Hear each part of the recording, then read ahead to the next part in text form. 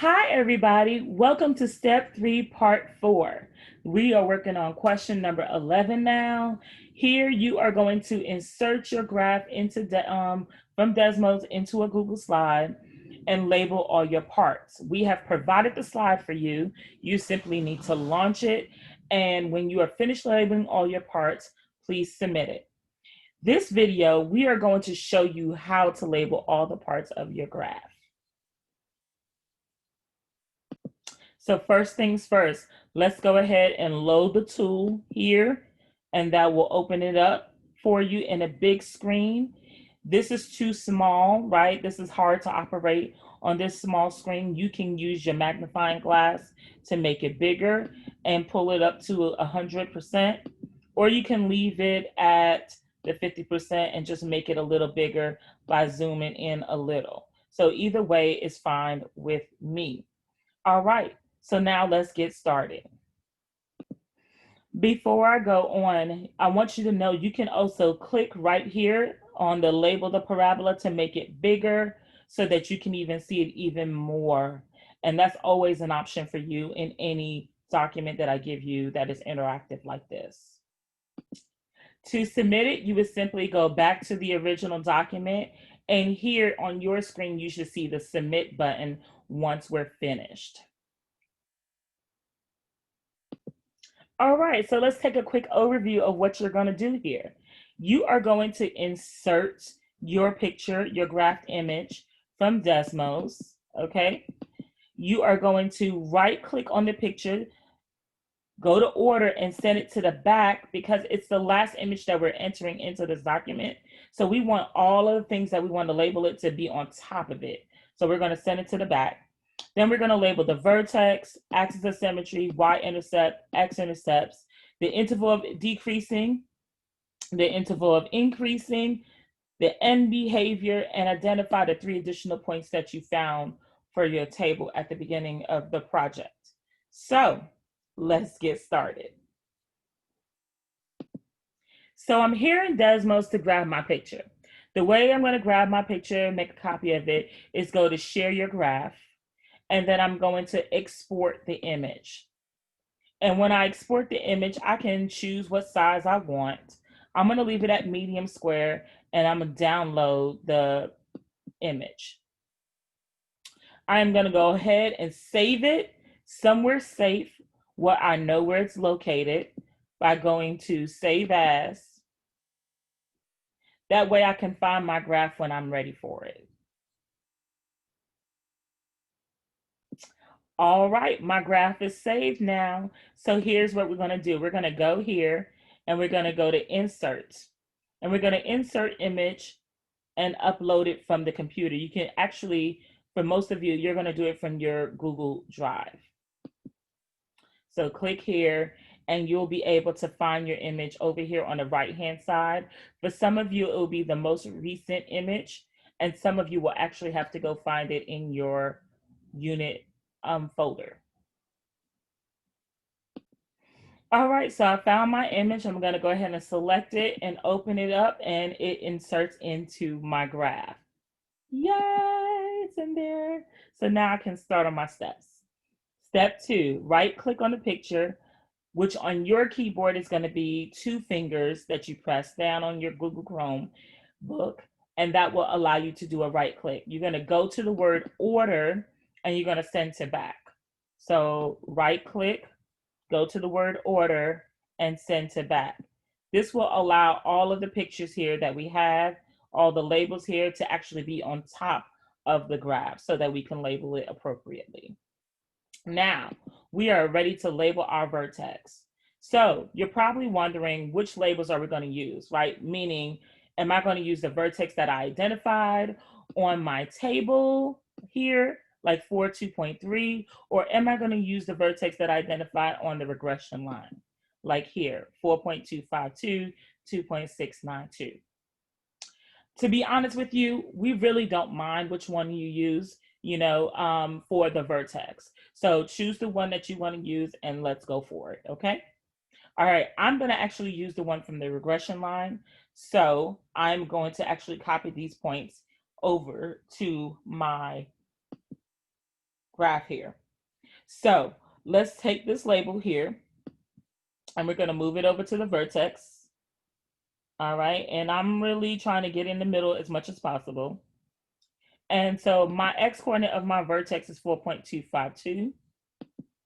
So I'm going to type 4.252 for the vertex. And then my y coordinate of my vertex is 2.692. So I'm going to type 2.692 for the y coordinate of the vertex. And then I'm going to adjust the font on this a little bit so that it's all on one line so it doesn't look so weird to me. So I went up here to the font and I'm making it smaller with the minus sign. To make it bigger, you use the plus sign. And voila, my vertex is labeled. Next, we're going to label the axis of symmetry. It says with the blue line and then the axis of symmetry label and then identify the equation. So here's the blue line. I'm going to take it and I'm going to move it over to our vertex where it's located. The axis of symmetry contains the vertex, right? So that point is what is labeled is actually on the line of symmetry. So there goes my axis of symmetry. Now I'm going to take the label and move it over as well. And I'm actually going to put it towards the bottom here so it's not in the way.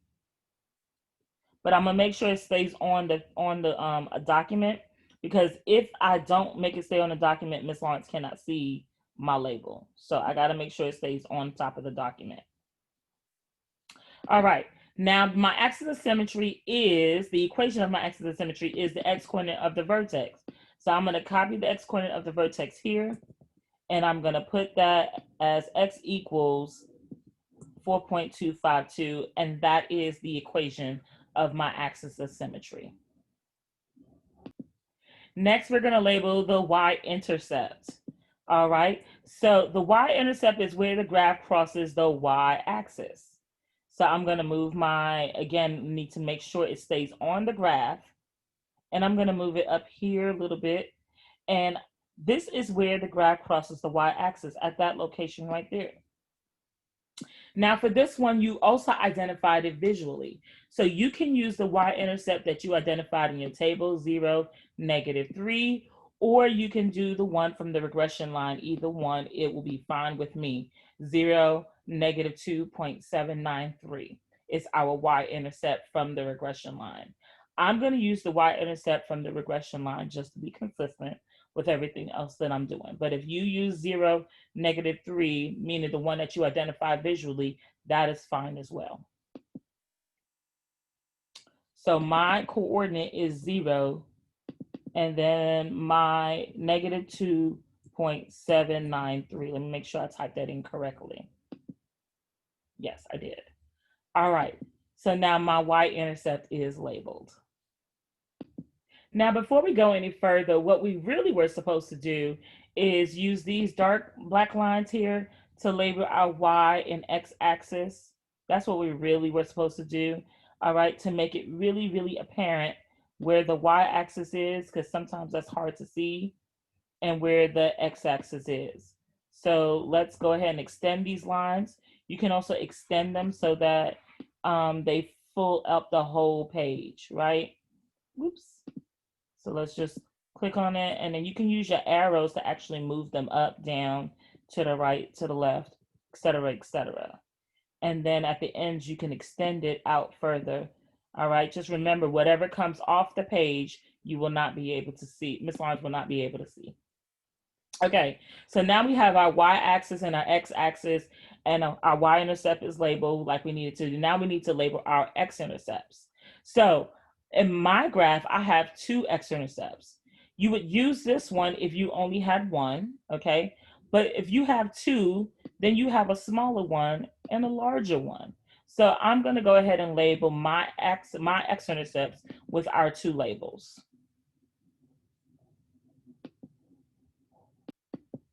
All right, so now that I've labeled my x-intercepts, I am now ready to actually identify the coordinates.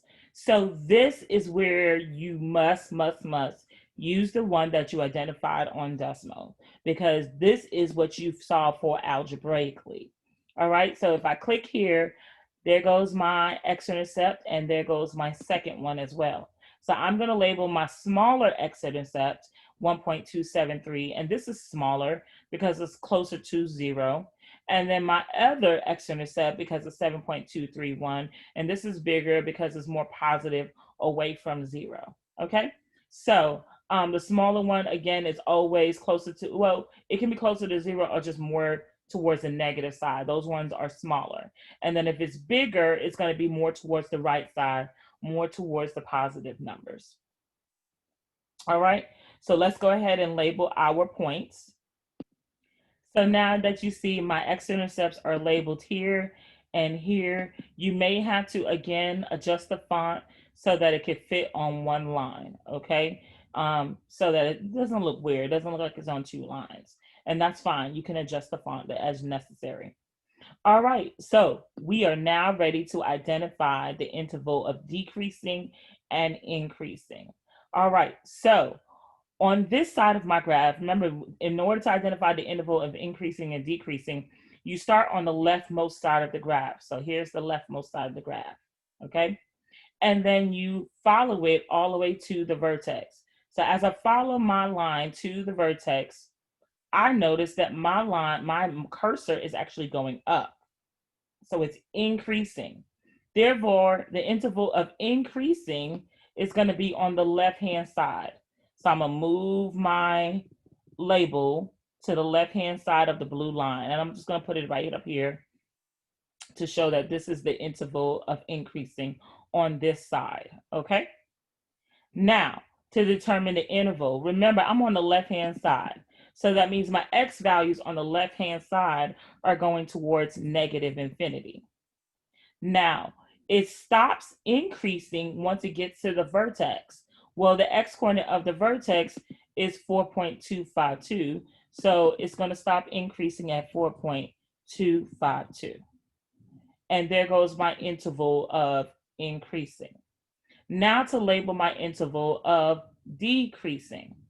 So if I pick up here where I left off at the vertex and continue my cursor going, tracing the graph, I've noticed that it is decreasing. So I take my label here and I move it over to the location over here on the right-hand side of the blue line to show that it is decreasing over here. Remember, this is off the page. So Ms. Lawrence is not going to be able to see this, neither will your teacher. So we're going to need to close this in a little bit so we can see that a little better. Okay. You can do this by using the font changer. So you can select in there, everything in there, and just use the font changer to make it smaller so that Ms. Lawrence can see or your teacher can see everything. Okay. Either way. All right, some of you may not have to do anything at all to this because it fits perfectly on your page. All right, so it starts decreasing at the x value that we just started with. So I'm going to go ahead and take that value, that's my low point, and I'm going to put it over here. Okay, remember with interval notation, you do low, high. So we're going to do low, high. Now my high point is on this side, on the right side, my x values are going up to positive infinity. So I'm going to put positive infinity there. And that is my interval of decreasing. So now we're ready to label the end behavior. All right. So what is happening at the ends of the graph? At the ends of the graph. Now, I will be honest with you. These clouds are a little big, right? So you may need to make them a little smaller so that they work better for you. All right, so I made these a little smaller, okay, so that we can see it better. So let's see, my first cloud here says, as x approaches positive infinity. Remember, this mathematically means the right side. So I want this cloud to go to the right side. I'm gonna go ahead and select it. I'm gonna use my arrow to move it up and over to where I want the ends to be, so it can label the ends, okay? All right, so here we go. And then I'm gonna use my little arrow to identify the end point of the graph, okay? not my little arrow, but this little part here at the end, you see the little diamond. I'm going to move that to notify the end behavior right there. Okay. So as x approaches positive infinity, that means we're on the right side, and this is on the right side. All right. Y approaches what? So in our case, y is going to continue to go down. So that's negative infinity. So I'm going to type in negative infinity here. And that's how you do that. Now let's go ahead and do the other one. As x approaches negative infinity means left side. So I'm going to move this over here to the left side. Okay. And again, I'm going to take my little diamond here and move it towards the end to show where the end is. And what is happening here at the end? This is continuing to go downward, which means it's going off to negative infinity. And voila, I have labeled my graph with all the pieces. The last thing I need to do now is to label the 3 points that I found on the table. So here we go. I'm going to take my 3 points here, um, and I'm going to label the points that I found on my table. All right. And you can take any color, doesn't matter. All right. These were our 3 additional points, and I'm going to label them um, from the table. So 1 point was 2, 1.7. So this is 2, 1.7. And you may need to adjust the font so that it can fit in the box, and that's okay. All right. My next point was 6, 1.6. 6, 1.6.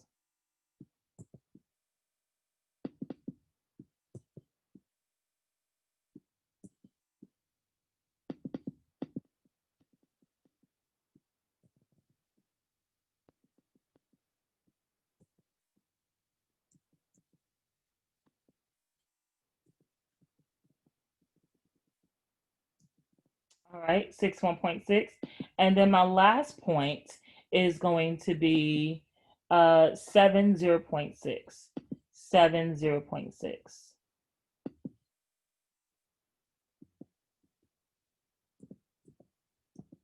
And then once again, just adjust the fonts